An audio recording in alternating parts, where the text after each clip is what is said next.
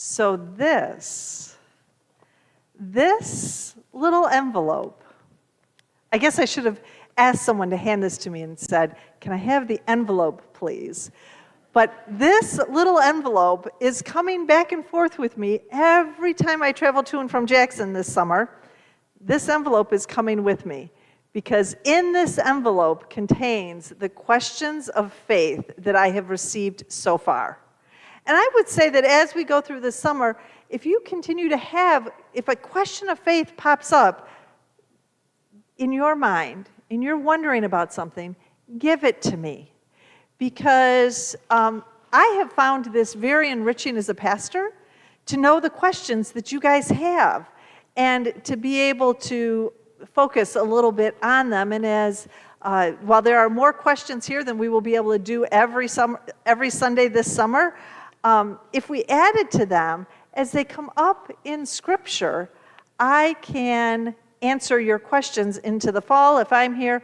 I also am going to, if the church has a new pastor, I'm going to pass this on to them, and I hope that they will find your questions of faith as energizing and as exciting as I have found them. And in fact, I spent much of my study leave week hidden away in my office, which was air-conditioned, thankfully, at home, looking at all of my theology books, things that maybe had a little bit of dust on the tops of those books. I've been able to pull them off, dust them off, and open them up and really dive into them again this summer. And there's lots of questions that you guys have, and diverse, all over the map. So did a lot of focusing on theology this past week, but there's so many diverse questions from you that I couldn't do my prep for all summer. I could only do part of it, and then I would bookmark books for upcoming sermons so I know at least where to start. We've got this series going on, and if you remember 2 weeks ago, I talked about some of the things that would be foundational. Now, I don't have all of those books here on our communion table this Sunday, but they're still foundational. The Bible, and the Bible is there on our table today. And I thought, when I came in, I thought, I should get one of those big Bibles that's in the back, that's in that cabinet, the big old Bible, and set it here for the summer to remind us that what we do and say here is grounded in the Scripture. So there's a Bible up there. There's also that 7 blind mice. Remember that parable that they run up an elephant, and one person sees, or one blind mice thinks the elephant is a fan, and another one thinks it's a snake, and another one thinks it's a pillar, and it all depends on what part of the elephant that mouse has run up. And so it was only the mouse who ran from tail to end of trunk, side to side. He realized that the elephant was all of that and probably more. So as we delve into these topics, we're going to kind of be like those mice running around trying to get a sense of it. Also up there is a theology book, one of the ones I looked at this week, called Christian Doctrine. And I love the author of that book. He writes, like I said, Einstein suggested that we break things down so that a very young person could understand them. He's able to take these very deep theological concepts and make them understandable, and was definitely one of my favorite books during seminary. So that's there. And I've got a hymnal there. And at first the hymnal was just to kind of prop up that Christian Doctrine book. And then I realized as we were singing our opening hymn that there's interpretation going on in our hymns. And so our hymns speak to the theology and the dogma of our particular tradition. And so that book is up there as well. Today, our question, here's the question, and I thought, if it was good enough for Julie Andrews, it was good enough for us. So we're going to start at the very beginning, because it's a very good place to start, And if our choir were here right now, we'd have them break into singing Do, Re, Mi. But they're not, so we won't do that. But we're starting at the beginning. And for us, starting at the beginning is the question, why are some scriptures interpreted literally and others not? How do you know what is literal or metaphorical? And so we're looking today actually at the scriptures, okay? And when we look at the scriptures, we realize that it's, well, you know what? Instead of starting with the scriptures, let's look at the world around us and think about some of the different approaches that we kind of see out in the world around us when we talk to people about the Bible, or if you hear them talk about the Bible. You'll realize that some people think that the word Bible is an acronym for basic instructions before leaving Earth. Okay? Some people think that the Bible is kind of like, well, hang on, let me get it here and I'll show you what they think. You know, do you remember when you were a kid or when your kids were kids? They might have had a magic 8-ball. And remember that magic 8-ball? There's a dice inside of it and a multi-sided dice, and there's that funny blue liquid, and you would ask the 8-ball a question, and you'd shake it, and you'd turn it over, and it would give you the answer to your question. Well, some people take the Bible and have a magic 8-ball approach.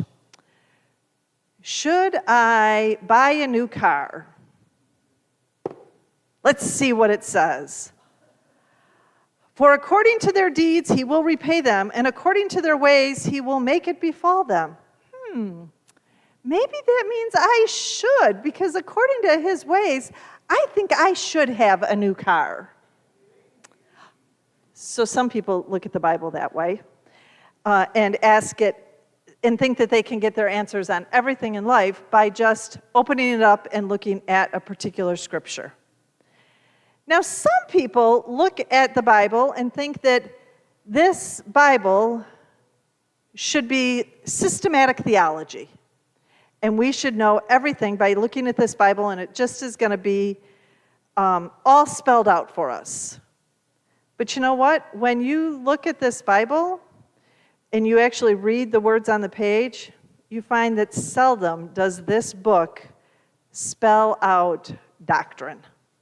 In fact, I was really frustrated here when we celebrated Trinity Sunday because there isn't a scripture in here that clearly talks about the Trinity. And so I always feel like on Trinity Sunday that I have to do almost scriptural gymnastics to make the text, to bend and twist this text to have it talk about God in 3 persons. And there certainly isn't one text that does that succinctly in itself. So our hymnal, in fact, our opening hymn, talked about God in 3 persons in a much better way than a particular verse in Scripture does. Some people think that this book is a science textbook and tells us exactly how things were, how things are in terms of the science of the world in which we live in. And if you doubt me on that, when I used to live in Walled Lake, there was a car that drove around, painted, it was like a Jeep, and it was painted and advertised the Flat Earth Society. And there are people, because of this book, they think that the world, even today, they think the world is flat. And if you Googled Flat Earth Society, you would find that there are people, not just 1 or 2, but there are people who believe the world is flat based on what they read and hear. Now, some people look at this book. Hang on, I got to get my phone. I knew there was something I needed from here. Like a book of promises. And they think that this book makes all kinds of promises to them. Promises that their life is going to be a rose garden. Promises that life is going to be perfect and ease. Promises that if I just believe hard enough, if I just am good enough, if I just do it the right way, God will give me everything I want. And in fact, several years ago, there was a book that was really big. It was called The Prayer of Jabez. And if you prayed this prayer, this book told you that, and it is taken from 1 Chronicles chapter 4, verse 10. If you prayed this prayer, God would increase your lands. God would make you profitable. So let me read it to you. Jabez prayed, Lord, don't let my label be my legacy. And Jabez called on the God of Israel. Oops, hang on. I don't have that. I have the wrong spot opened up. I have my Google search open as opposed to my Bible app. So let's go to the Bible app here, and here's the prayer. Jabez calls on Israel's God, if only you would greatly bless me and increase my territory.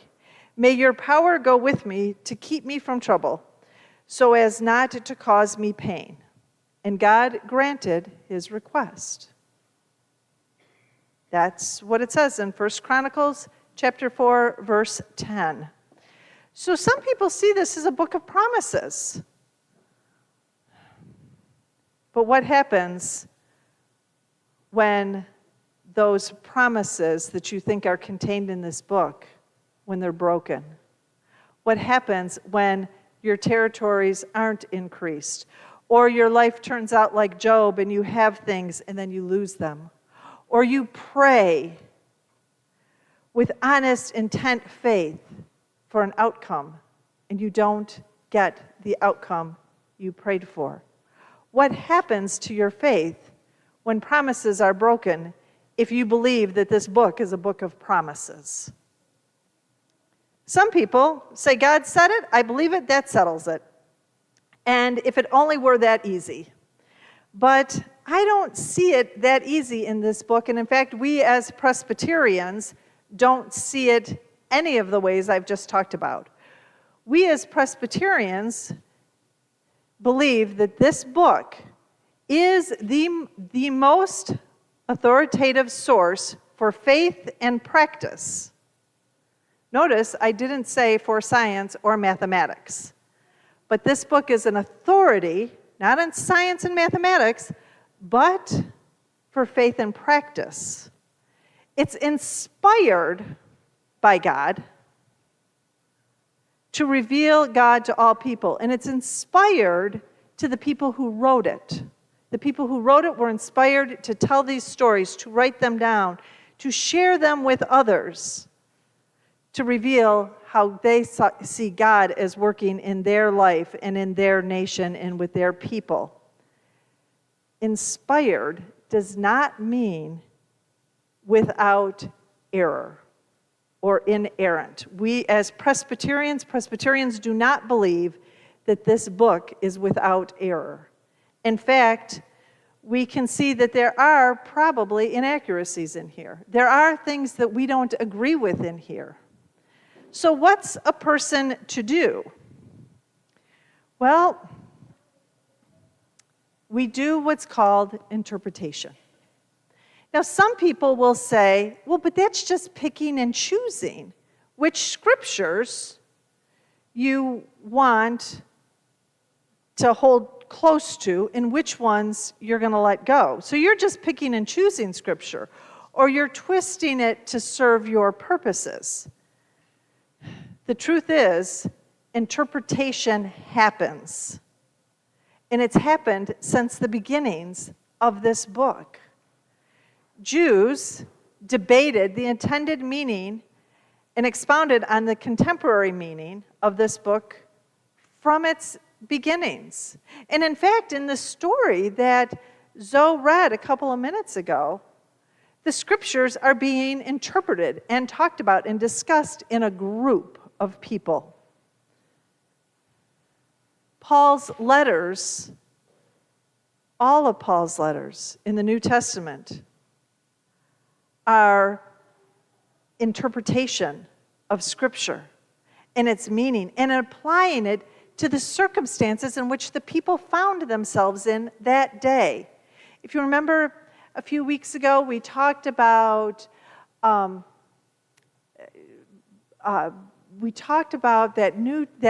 story in Acts where Peter is staying with some people, and they are Gentiles, which means they eat meat, and they're not circumcised. And this was a huge problem when Peter went ahead and baptized them. And there were others, followers with Peter, who were upset because Peter baptized Gentiles. Translation, Peter baptized you and me because we weren't in the covenant of Israel.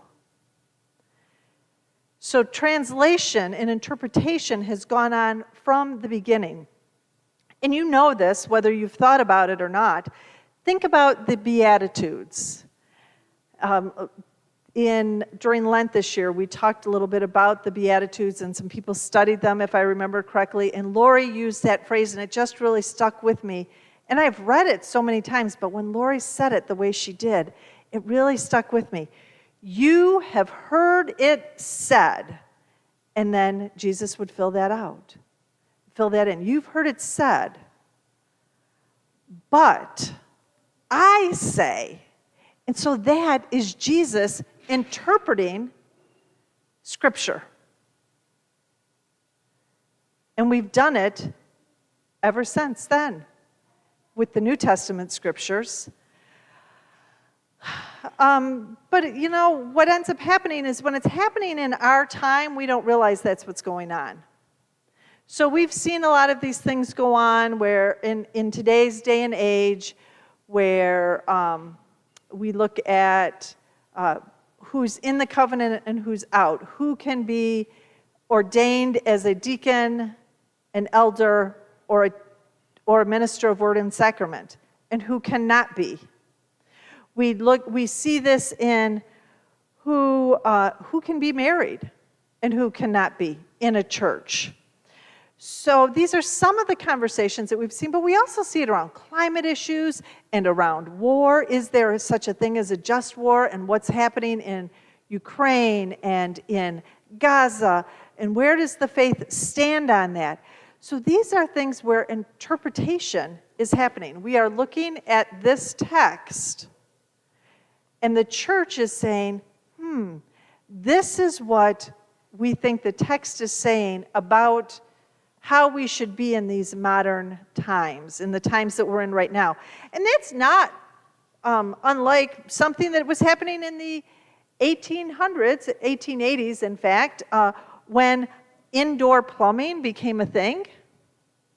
And churches had huge debate over whether you could actually have bathrooms in your churches. Because in Deuteronomy chapter 23, verses 12 to 14, hang on, I'm going to pull it out and read it for you. It says that you should not have, I should have marked my Bible, I apologize for this, that you should not, okay. So, Deuteronomy chapter 23, verses 12 to 14 says, you shall have a designated area outside the camp to which you shall go with your utensils. You shall have a trowel, and when you relieve yourself outside, you shall dig a hole with it and then cover up your excrement, because the Lord your God travels along with your camp to save you and to hand over your enemies to you. Therefore, your camp must be holy, so that he may not see anything indecent among you and turn away from you.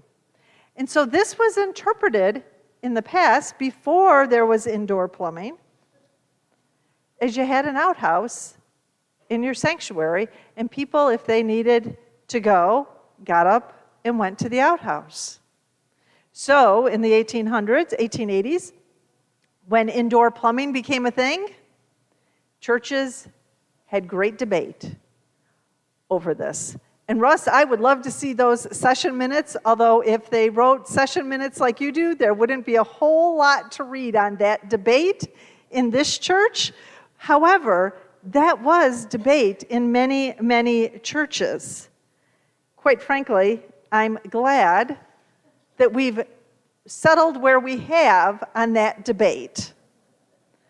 But you know, if we took everything in this book literally, we would not clean house or mow the lawn on Saturdays. I think that sounds like a really wise idea. We would not wear blended fabrics. We would stop eating pork and shrimp. And men, you would not cut the edges of your beard, because that's what this book says. And while some of this sounds silly on our ears here today, these things have created great debate over the centuries with followers of God, with the people of God, be it Jew or be it Christian. Great debate. So what are we to do? Well, first of all, I think we were given brains. God gave us all brains, and so we need to bring our intelligence to the text. And not only do we bring our intelligence, I think we have to bring our critical selves. My kids, when they were growing up, I realized that in their elementary school, they were taught to be critical thinkers. And so you educators in the room may be familiar with this. I apologize for the review for you, but for everybody else, when you come to the text, when you're reading a text and you come to it, as you read it, you need to make some connections. You do what we call text-to-text connections, text-to-yourself connections, and text-to-the-world connections. So as you're reading Scripture in that light, you may realize, oh, I'm reading something here that I've heard about in other texts that I've read. Or I wonder what the message of this is to the world in which we live. Now, when I was studying preaching at McCormick Theological Seminary, I took a class called Preaching is Celebration. That sounded much more like me than their other offering, which was the task of preaching. Now, you all know me, and I am sure it was a no-brainer for you which preaching class I took. So in Preaching is Celebration, the Reverend Dr. Frank Thomas broke it down this way. He said, what's the bad news in the text for the people of that day? And then once you identified the bad news for the people of that day, then read the text again and look for the bad news for us today. Then read it again and look for the good news in the text for the people back then. Now, the good news for the people back then might be different than the good news for us today. But look for the good news back then, and then what's the good news for us today? And then he said, then you find out something you can celebrate. And so I think the good news in our text today is the summary of the law, and that love wins. And in fact, if you read throughout the New Testament, and Paul's letters, you see that almost every one of those letters talks about love. Love, love, love. And so today, when you look at the text, what do you get to celebrate? Put whatever you're reading from this text in a simple strainer. And if it is love, it's going to stay in the strainer. And if it's not love, it's going to fall right out. So whether you're reading it literally or you're reading it figuratively, use love as your dimension to look at Scripture.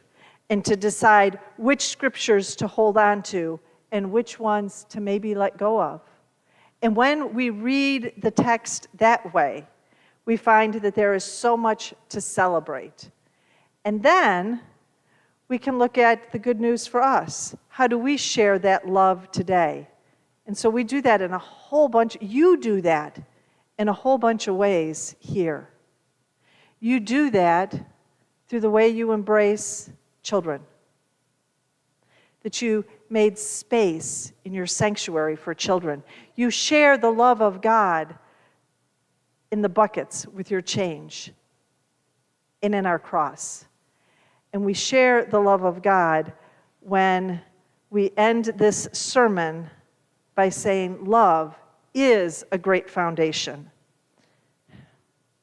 It's the foundation here. It's the foundation of our life. So let us go out and share the love of God with others.